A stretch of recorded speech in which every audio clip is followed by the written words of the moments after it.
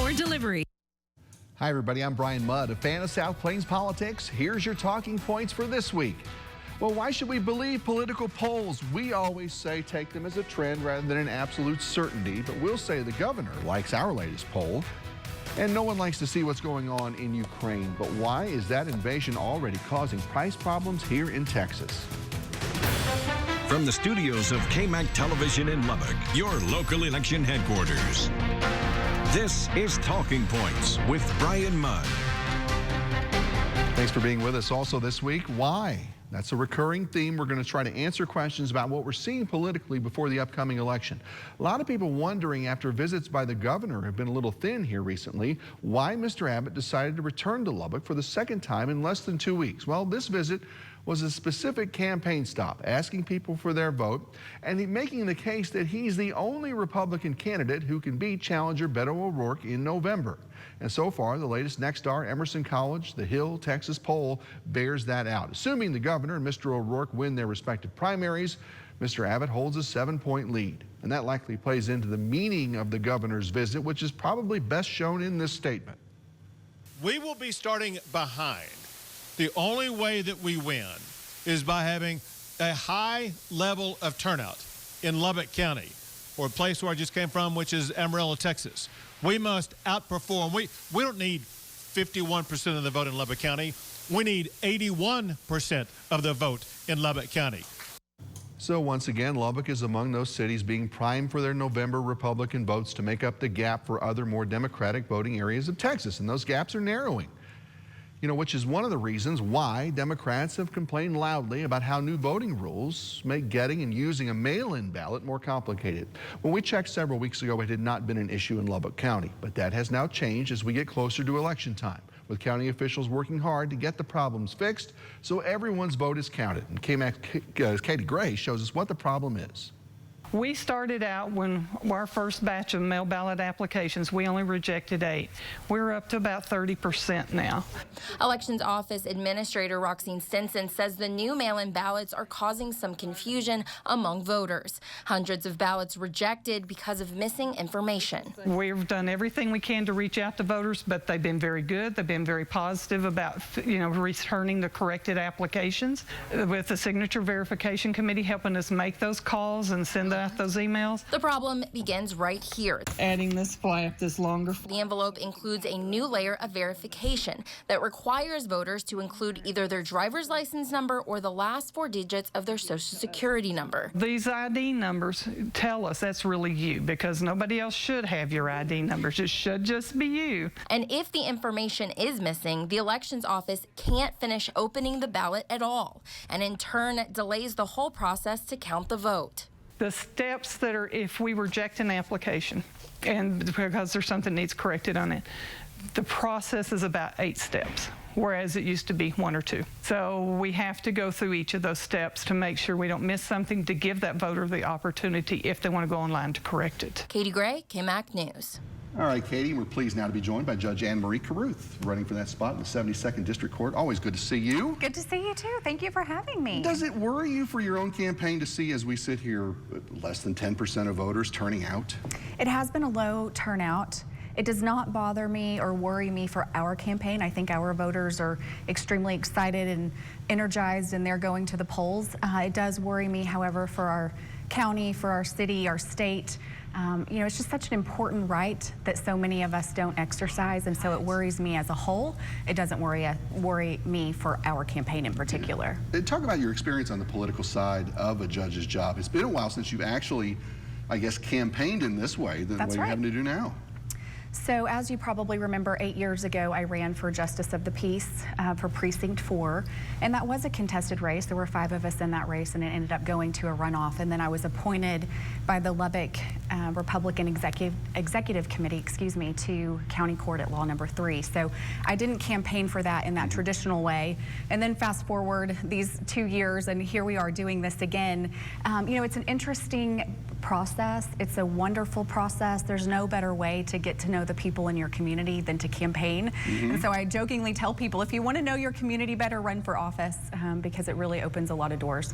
We talked on the news recently about an event that was done here recently designed to encourage more women to run for public office. Right. From your perspective, are there reasons why we don't see more women sitting here doing this sort of thing? I really think there's a lot of reasons. You know, especially as a working mom, it's hard to juggle. It's hard to juggle work and home life anyway. Right. And then during campaign season, if you're running for something in a public way like this, it's just hard to get it all in. And without a support system, it just makes it really difficult. So I think it's really the juggling. I don't think it's the interest. I think we have so many qualified women who want to run, who should run.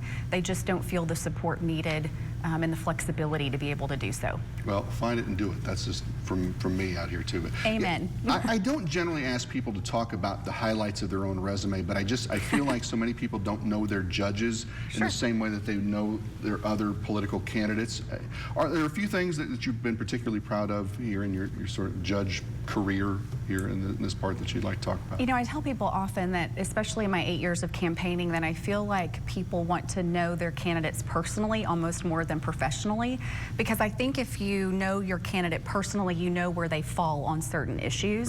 Right. But one thing that people don't know about me, because I think they know a lot about me personally and they see my children everywhere because I take them with me and they're campaigning with me and they come to all the events, but I think what people don't know is the work that I do in the courtroom, because so often that stays within those four walls. We created a program, I don't know, maybe 6 years ago, called Saturday Court, and it was one of my baby pet projects. And the reason why we started that is because I recognized early on a need for people to be able to come to court outside that regular Monday through Friday 8 to 5. Because let's be honest, people don't work in that traditional 8 to 5 Monday through Friday time frame anymore. You know, we have truck drivers who are working 7 on, 7 off. We have doctors and nurses and teachers that can't leave to take care of business at the courthouse in those normal times. And so we created Saturday Court as an opportunity for people to come on a non-sort of work day, so to speak.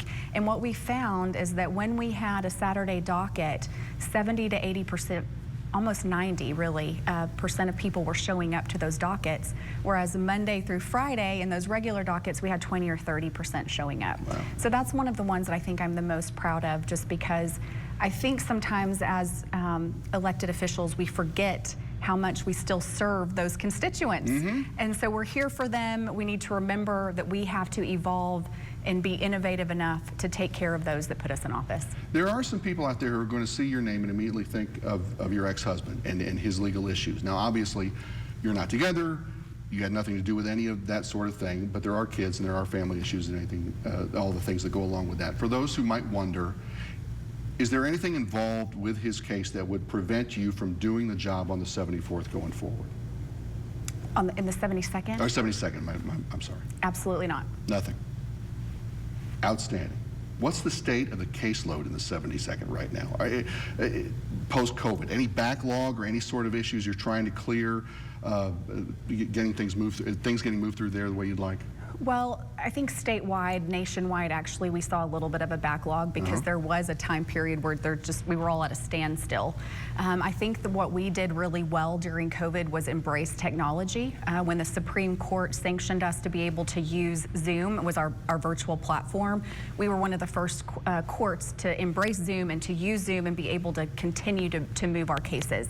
There are some cases that are just not fit to be tried on a virtual platform. Maybe they're extreme medical malpractice cases with, you know, a ton of exhibits and witnesses, and you really need to be in person for that. So there are cases that still need to be moved, but I think we did a really great job of working through those cases using a virtual platform. You know, the interesting thing about the 72nd District Court is not only do I have the pleasure of serving Lubbock County, but I also have the pleasure of serving Crosby County. Right. And one thing that technology has done statewide, and we have seen the benefits of in Crosby County and those rural counties, is the ability to get there more frequently. So my predecessor was traveling to Crosby County maybe once a month and had a really large docket on that one day. Well, if you weren't set for that docket, then you're waiting 30 days to be heard. And so one thing that COVID did for us was sort of launch us into the 21st century and force us to embrace technology. And so now I can hear cases both in person when I'm there and also virtually to keep, again, those cases moving. Keeping things rolling in the 72nd District Court. Judge Anne-Marie Carruth, good luck to you. Thank you. I appreciate that. Thank you for having me. Love to have you here. It's always good to see you. And coming up, wish lists are long and expensive as Lubbock prepares to spend federal dollars on public safety. And we'll hear from Judge Carruth's opponent as well in the primary election. A look at the legal chops and courtroom ideas of Lubbock attorney John Grace next on Talking Points. You're watching Talking Points, a focus on the political scene in Lubbock and across the South Plains. Welcome back. Here's a look at some of the political headlines of the past week. A busy city council meeting in Lubbock this week, getting a wish list from Lubbock Police Chief Floyd Mitchell and others to be paid for by federal economic relief dollars. Chief Mitchell asking about $470,000 of the city's $56 million to pay for new equipment for traffic enforcement, like enhanced radars, watchtowers, and protective barriers for public events. There are public safety equipment items that with this opportunity through ARPA funds will allow us to increase our ability to protect the citizens of Lubbock.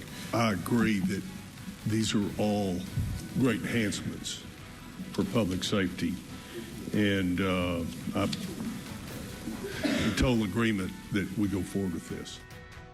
Lubbock Fire Chief Sean Fogerson asking for over $3 million for upgrades, including a new 4-story burn house, as it's called, that can be set on fire for training purposes. He'd also like better cardiac monitors for paramedics and a new boat for operations at Lake Allen Henry. And the council also gave its final irrevocable approval to allow customers like you and me to eventually choose our own power provider, like we would a cell phone provider. Why is it irrevocable? Well, simply because state law says once you go the route of power competition, you don't go back. Not that it's necessarily a bad thing, but this question in our Next Hour Emerson College The Hill poll did not come up in Tuesday's council meeting. 82% of Texans polled are either very or somewhat concerned about the state of our electric power grid. All right, and time to spend 5 good minutes with Republican challenger for the 72nd District Court Judge's seat, Attorney John Grace. Good to see you again. Good to see you too, Brian. You know, the 72nd, I know, is a family court, it's a business court, some criminal cases as well there, a lot going on. How does that coincide with your experience as an attorney? Well, that's one of the reasons that I wanted to run for the 72nd, is that it just so nicely dovetails with the things that I've done as a lawyer. I've been practicing law now for almost 30 years. I was licensed in 1993 and have been practicing primarily as a courtroom lawyer for the entire 3 decades of my legal experience. And as you said, the 72nd District Court is very unique because it hears a little bit of everything, mostly civil cases in Lubbock County, which are things like personal injury, things like medical malpractice and car wreck cases, business disputes. It also hears a lot of family law. And those were the kinds of things that I did when I was first starting out, when I was in private practice for almost 10 years, and those were the kinds of things that I did. The 72nd is also, it also sits in Crosby County, and in Crosby County it's the only district court there, so it also hears all of their criminal cases. And I've done both sides of that docket. I did criminal defense work when I was in private practice, and then I worked for about 10 years for the Lubbock County Criminal District Attorney's Office. And so I've seen criminal law kind of from both sides as a prosecutor and as a defense lawyer. And so I'm really excited about being able to bring that depth of experience to the 72nd. I can't think of any cases that might come before there where I haven't done something like that. Sure. Been involved with some of that a little bit. You know, your resume is very long. You know, you've been president of the Lubbock Bar Association, you've been chair of the Texas Bar College, and it just goes on and on. Work with the city as well. Your legal and teaching resume is, you know, everyone can look at that and say, okay, this guy knows what he's doing. Yeah. For someone who doesn't know, though, is the 72nd a goal of yours and been a goal for a while? Because it seems to me there could be lots of opportunities out to you, but being a judge, specifically in this court, has that been a long goal for you, of yours? It really has been. I've wanted a district judge seat for quite some time. It's really, I kind of look at it as that's the next step for me developmentally. You know, I've spent a long time as a practicing lawyer. I've done, as I said, private practice. I've worked for governmental entities for a while. And I think that it's time for me to take that experience and move it into a courtroom setting. These campaigns for judges are a little bit different, obviously, than we see with other politicians. So I'll As ask I you said, I can't promise to lower your taxes. Yeah, exactly, and there's none of that kind of Yeah. stuff. Is your campaign a judgment at all on the work of Judge Carruth in the courtroom in the 72nd? And I ask again because I think people watching have very little feel for how a judge has performed because they're not really involved in that. Yeah. And maybe an attorney might have a better feel for that. Yeah, there is something that I would like to bring to the 72nd. I've kind of said there are three things that I'm running on. One is efficiency, moving cases through the docket, and as somebody who has been a practicing lawyer in courtrooms, I know how important it is to move the cases along and not let them stagnate. There are times where the lawyers were waiting on a judge to make a ruling, and there's really nothing that we can do until that judge makes the ruling. And so it's very important for cases to move efficiently. The other thing is what I call effectiveness, that once a judge makes a ruling, it needs to be one that's going to stand up on appeal. And you can kind of think of that in a lot of different ways. One is the judge is following the law. That the judge is ruling based on what the law is. And I've got 30 years of experience with lots of appeals under my belt where I have taken things that I've done up to the Court of Appeals, and in my calculation is about 93% of the time the courts of appeals have agreed with me, which means that I've got a pretty good eye for how to do things that will stand up on appeal. And then finally, the last thing is access. During COVID, and part of this was beyond any judge's control, Sure. but things kind of shut down in terms of in-person proceedings. And we've moved a lot of our proceedings to things being done on Zoom or by remote deal. And I don't think there is any substitute for bringing people into the courtroom, letting them argue their cases face to face, having the judge watch the people in the courtroom to keep things on track. I think it's vital to our system of justice. And so I think that the things being done remotely should be the exception far more than the rule. And that's interesting because I've heard a lot of talk from attorneys and others about how a lot of these Zoom hearings may be here to stay in some instances, but you think it's not an efficient way to go? Well, it needs to be done intentionally. You need to have a reason to do it remotely rather than having it be, well, we're going to do it remotely unless people want to come into the courtroom.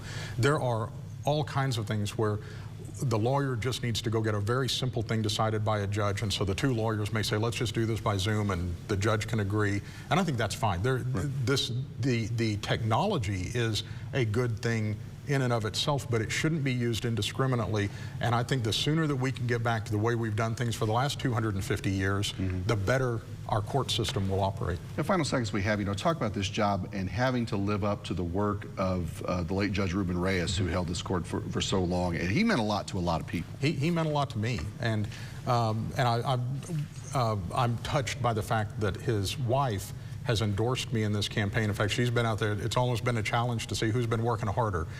She inspires me to go out and work hard on this campaign. But he was a great judge. He ran a very tight ship. He ran a very tight courtroom. Things moved through his court very quickly. And so those things that I am saying are important to me were very important to Judge Reyes. And I'd like to carry on his legacy. That's John Grace. He's a candidate for the 72nd District Court. Judge C., good luck to you. Thank you. It was good to see you. Yeah, straight ahead, the situation in Ukraine gets worse as America and its allies respond to Russian aggression. All of this causing ripple economic effects right now in Texas. And we'll explain next on Talking Points. Our next, our Emerson College The Hill poll showing the top issues on the minds of voters going into the election: immigration, health care, rising prices due to inflation leading the way there. Why don't we see anything about Russian aggression on that poll? Well, the poll ended 2 days before the invasion of Ukraine. If you're looking for reasons why Vladimir Putin made the move, you can make a case for it being a power grab of Ukraine's vast natural resources, or just a power-mad dictator wanting to flex on the West a little. Either way, the possibility of Russian oil and natural gas exports grinding to a halt already has prices jumping. Add that to inflation, and some say $4 a gallon gas here is possible. Bad for us, but as KAMC's Monica Madden found out, it could also be a short-term boost for the Texas energy business.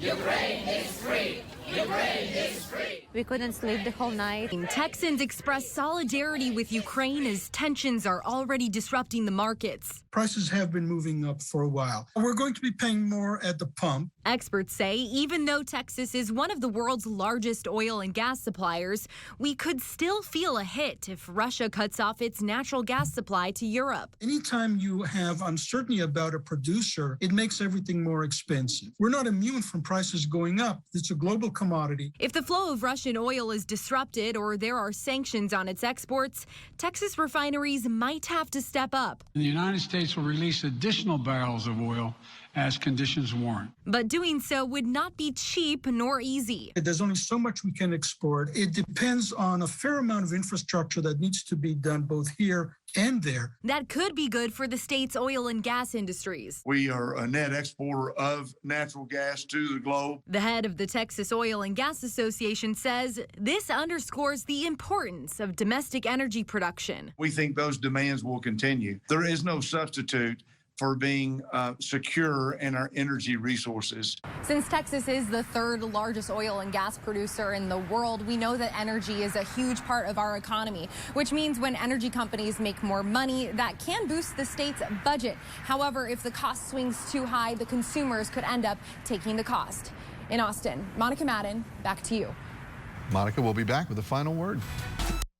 Our election day is Tuesday, no excuses. We hope we've been able to help, but do a little research, get out there and vote. We'll recap everything for you on next week's show.